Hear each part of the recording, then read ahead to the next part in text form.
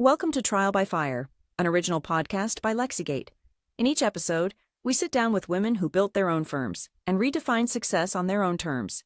Here's your host, Julia Hensel. Welcome back to Trial by Fire, where we hear the inspiring stories of women who have built their firms. So today, I'm very excited to talk with Barbara Connolly, who has an incredible story of building their firm alongside her husband and other partners. And so really excited to get to hear your story from the very beginning. So thank you so much for joining me today, Barbara. Thank you, Julia. Yeah.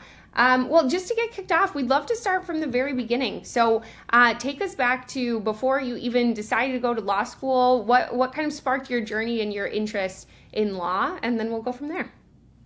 Well, when I was growing up, my father was a judge. He was a district court judge. So I was exposed to his career, which I always thought was pretty fascinating. He did mostly criminal work as a judge at Dorchester District Court.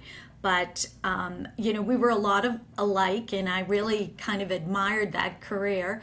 And to be honest, was not very good in math. I was better at writing and reading, and that's the way to go. That is a big part of this career as a lawyer. A huge part of it is writing, and I really love that. So I was kind of always drawn to wanting to go to law school, so I went to college.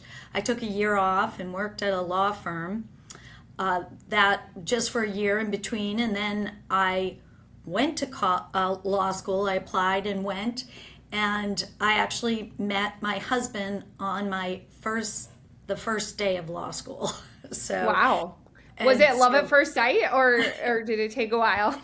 It was love. It was interest at first sight, I will say. Okay. Definitely for me, it was interest at first sight, but it was kind of interesting because we've been married now for 31 years and have worked together for 26 years as attorneys. So wow.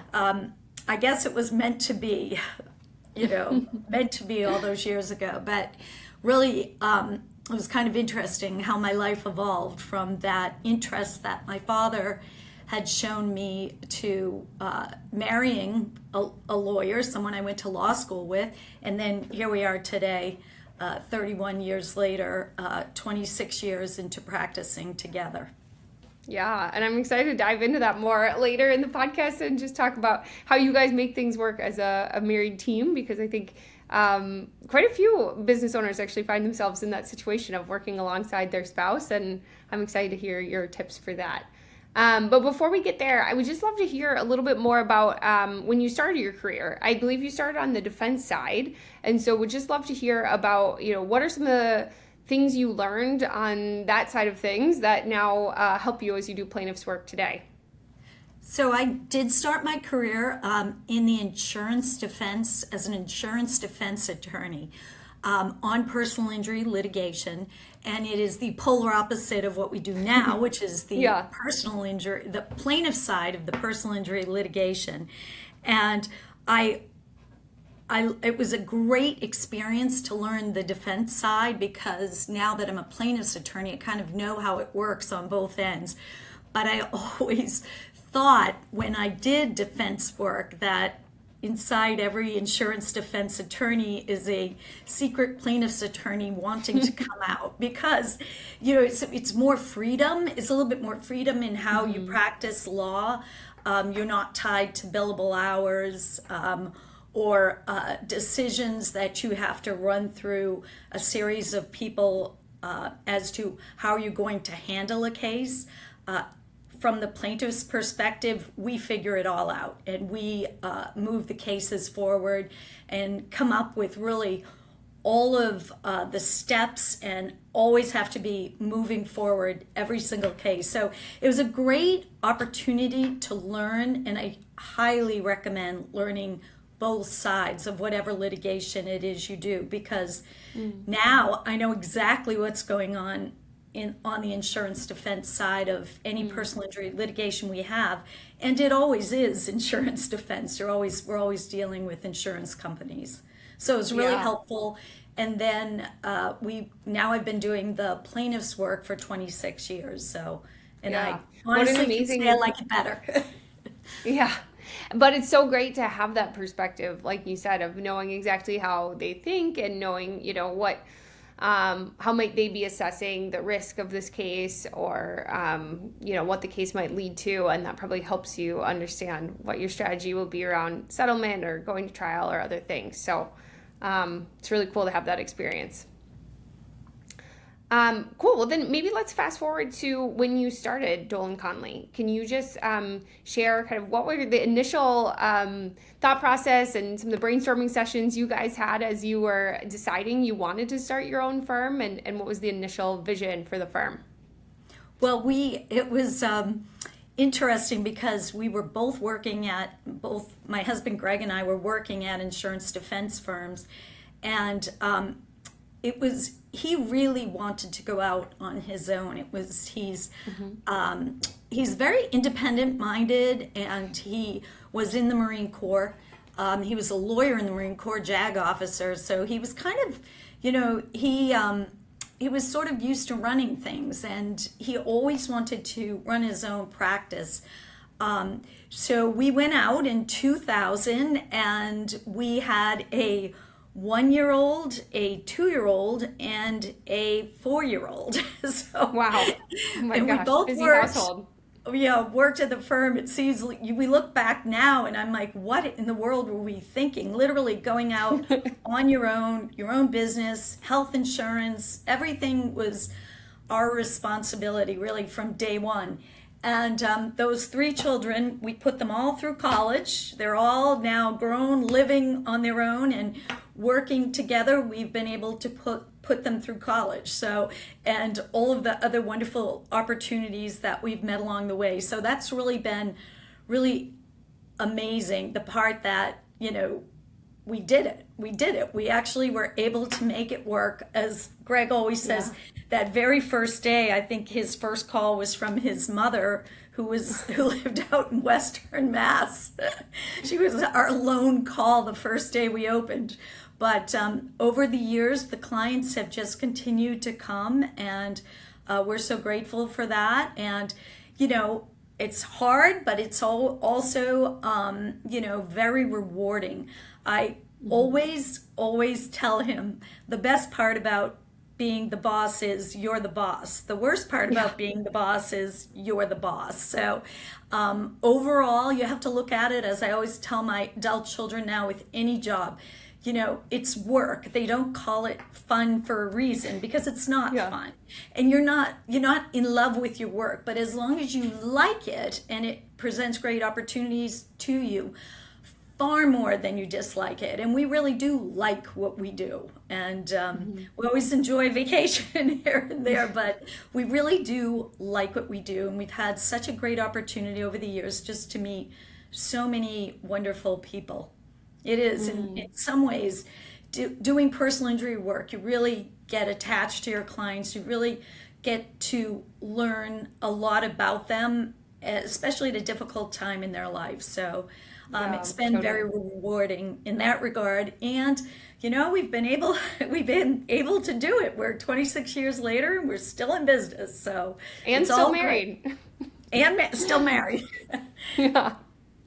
That's awesome. And I love what you're saying about the deep relationships with your clients. I can just tell as I read your guys' reviews and all the things that your clients say about you. It's not just like, oh, they were fine to work with. It's like you can tell they really see how much you care about them as people, and how closely you partner with them along the whole process, which I really admire.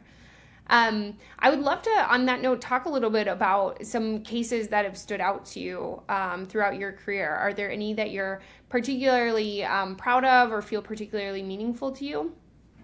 I remember we had a case years ago, and we had the most wonderful family, and they had a disabled son, and he was hurt, badly hurt, at a residential facility where he was living. And the mother was very, very close to him, and she was devastated. He ended up passing. And we brought the case forward, and it ended up going to mediation, and it ended up settling.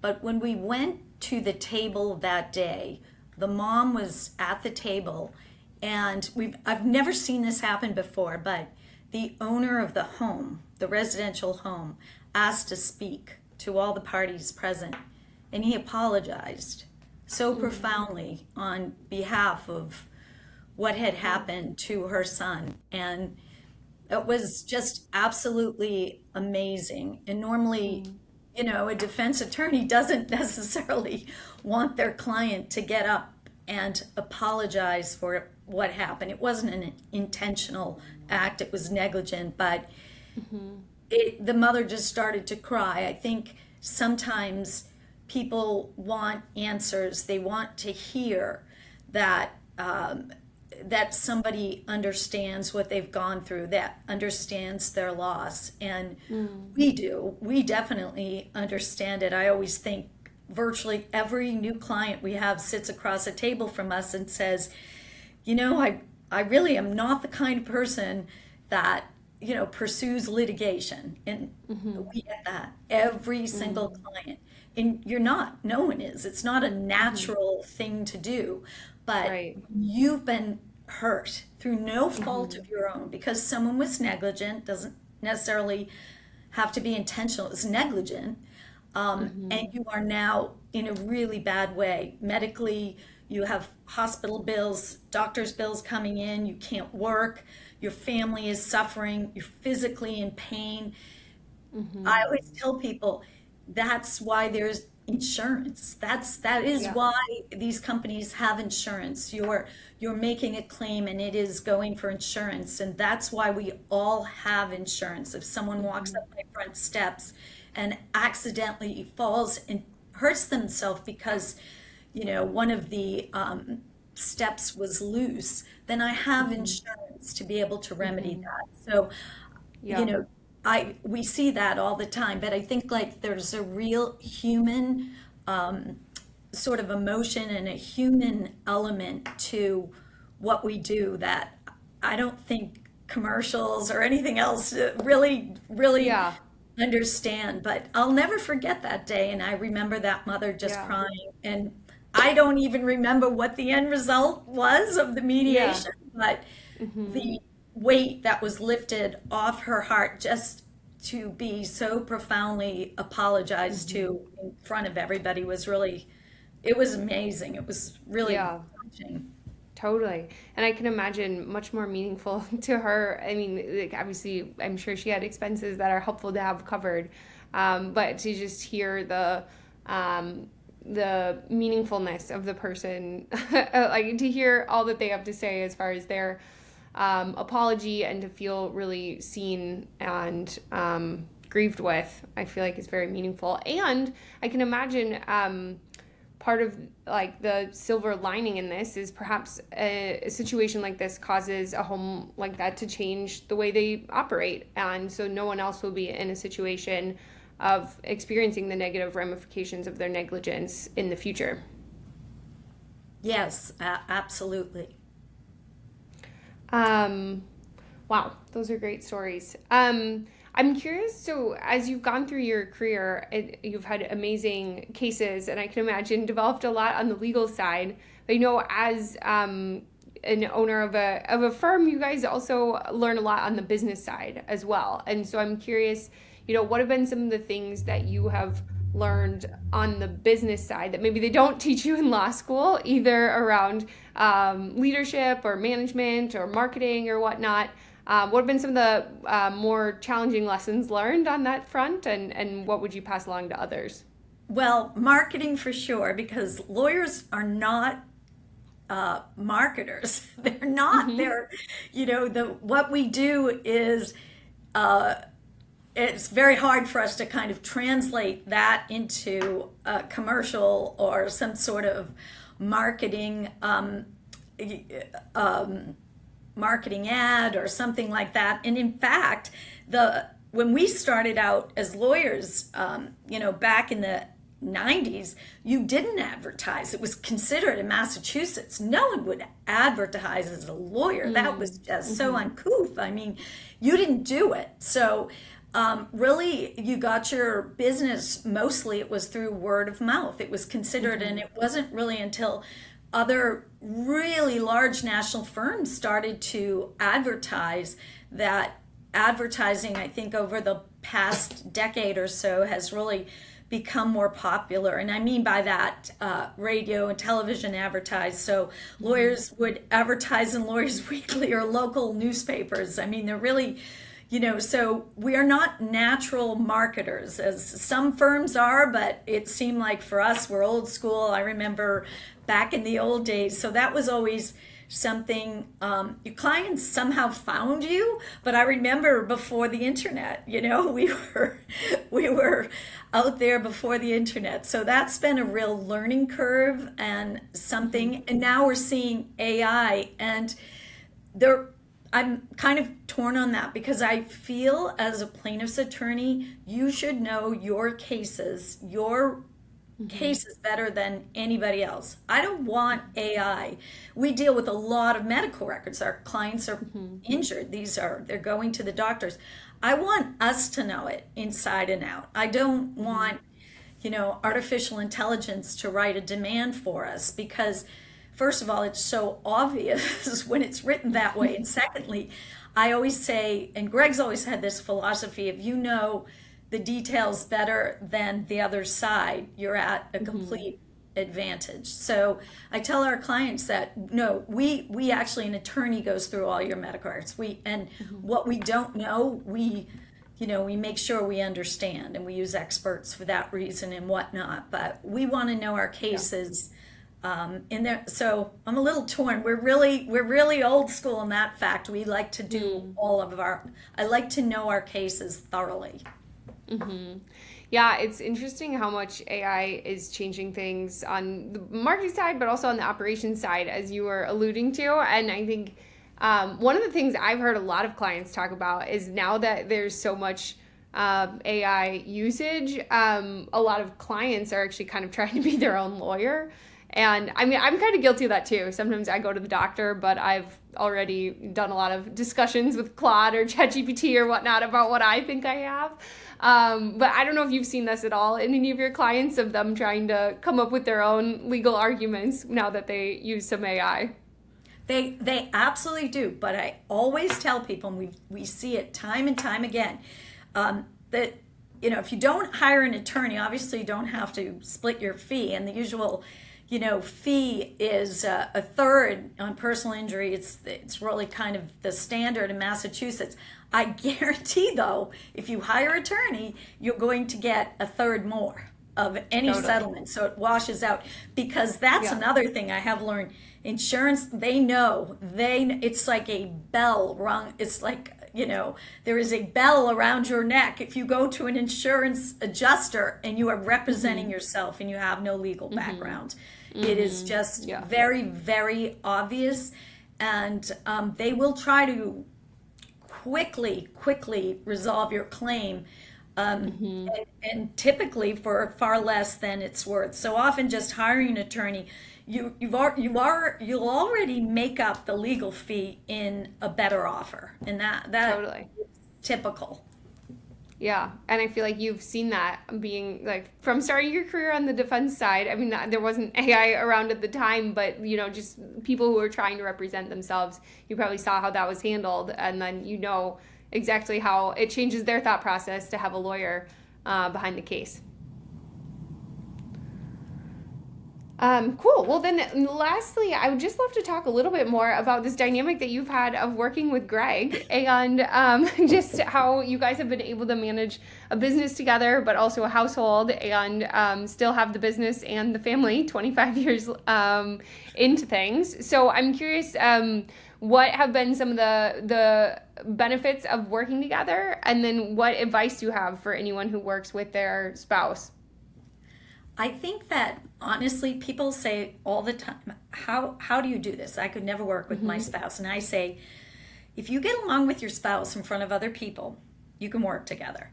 Because in actuality, I think it helps your relationship in certain ways, because you are dealing with your significant other, but you're not going to make a scene at the office. So you learn to deal with each other on a very cordial level, because truly, I always tease that I work for him at the office and he works for me at home, but I don't think that's really true. But first of all, we are in a work environment. So I spend more time emailing him than I actually do face to face as I would. And it's really incredible. One thing I really realized I've come to appreciate is we meet with clients together. And I could just, like, I really admire the way he has such a really interesting, nice way of explaining the law to people, to make it understandable. You know, I always say the law is complex answers to very simple questions. The question can be so simple and the answer is so complex. And part of our job, we take it very, very seriously. We always tell our clients is, you're the boss. We're just advising you really along the way. We're going to do what we do, but every end result, every decision to go to the next level, to accept an offer or reject it, to put the case in suit, it's going to be ultimately your decision. Our job is to make sure you have all the information in an understandable way so that you can make that decision. So you know exactly what's at stake, what the offer entails, what any offer that's made, what's the lien that's going to come out, what's the attorney's fees, so you can realistically understand exactly what your case is about. And I think, like, I've just been so amazed at listening to him really explain to folks, and he's great at doing this with a jury too, is to put kind of legalese into more simple terms, more understandable terms. You know, that's really been a joy. And I think just working together, you know, I really do, because I think if you are working and maybe your boss is not happy with the way you did something, you take a deep breath. Okay, I understand what you're saying, and you do it. Now, if you're home with your husband, that may not be the reaction, but you know, I just, if you get along with your spouse, you will get along with them in a working environment, and you spend, remember, far more time speaking to clients and other people than you will really with your spouse.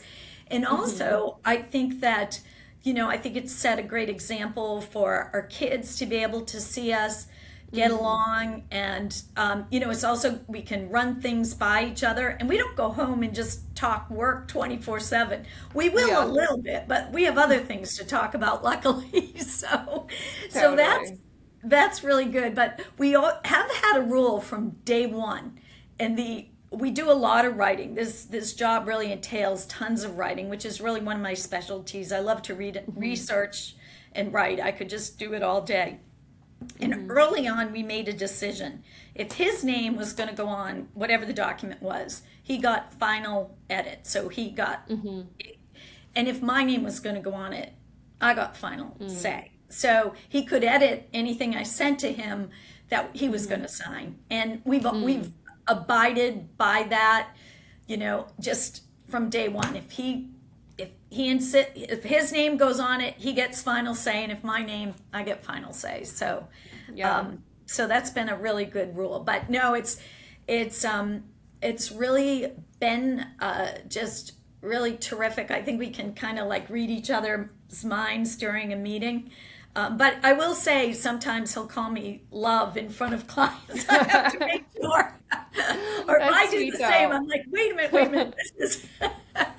This is nothing inappropriate. I always make sure they know.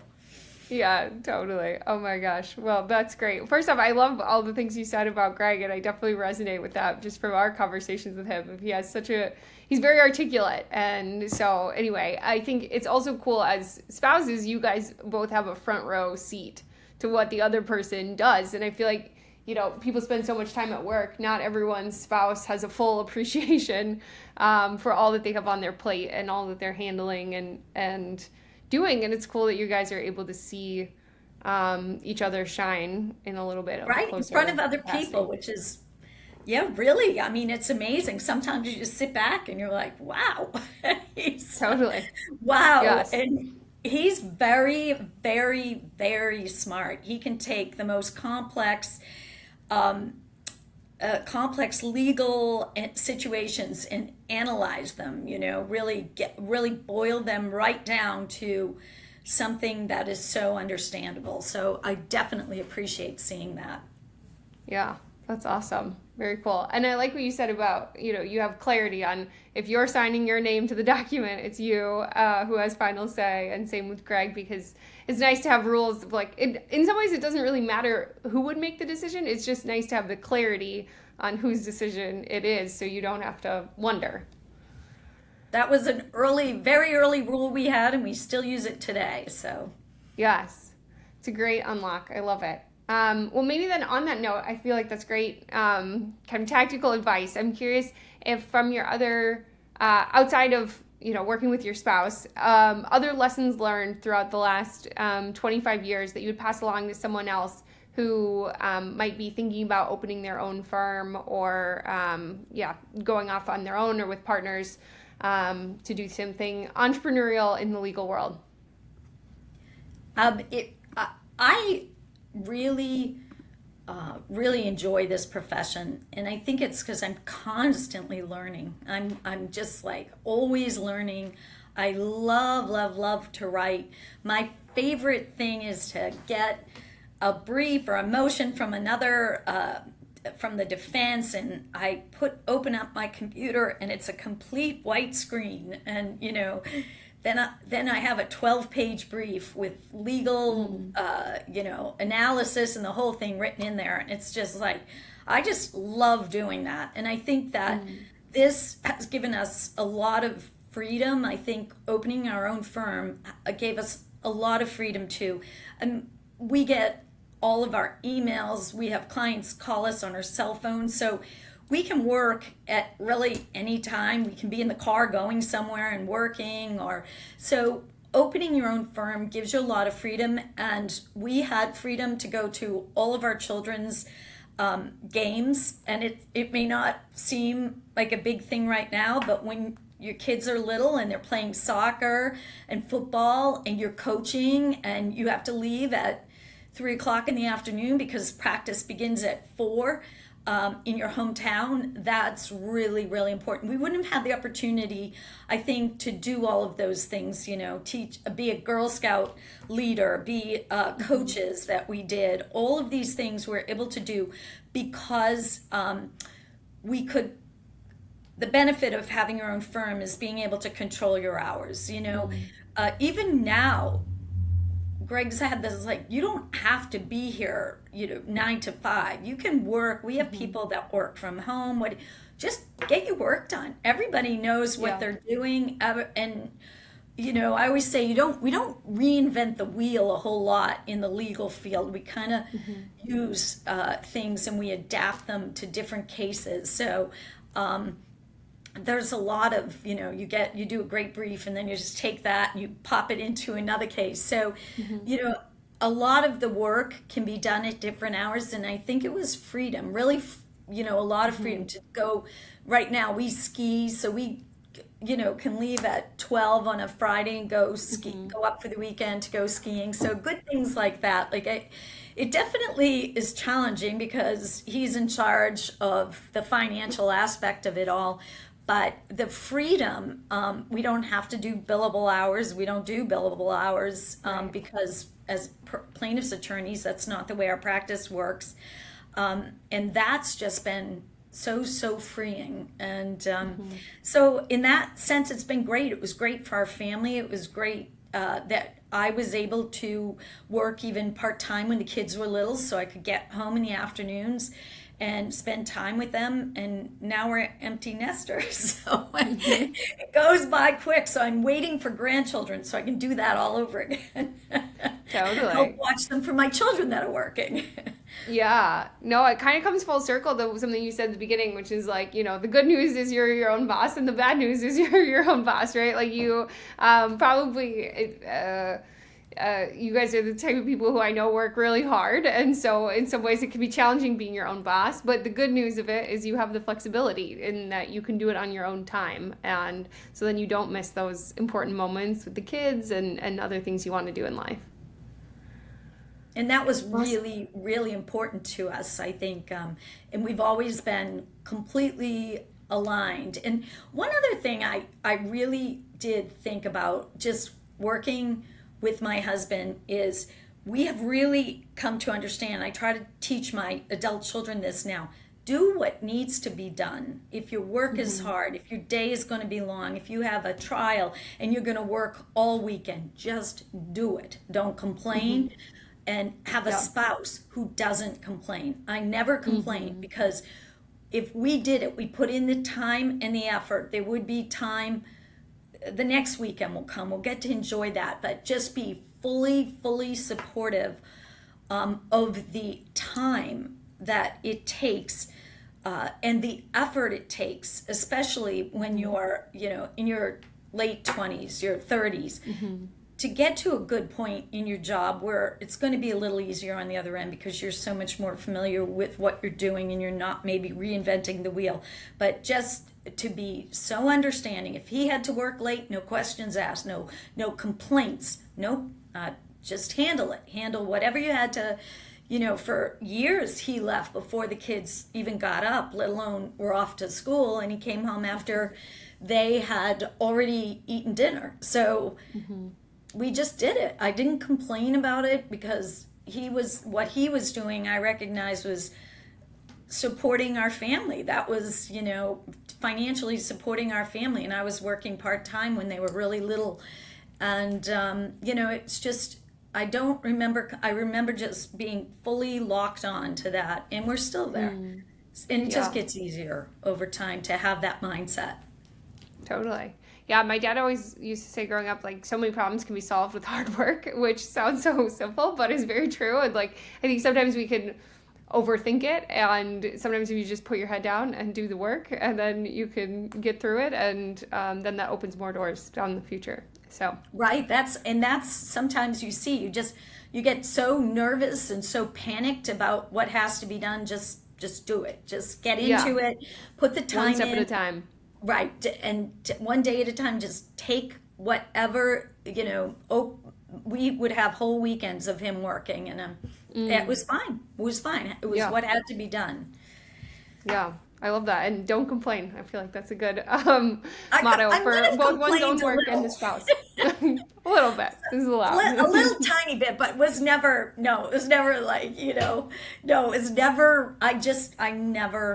I just didn't complain. Yeah. What a great motto. Well, I think that's a great note to end on. Thank you so much for your time, Barbara. It's been a pleasure having you. We'll have all your information in the show notes if people want to learn more about your firm. But really, thank you so much for your time today. It's great talking. Oh, thank you, Julia. Talk to you later. Take care.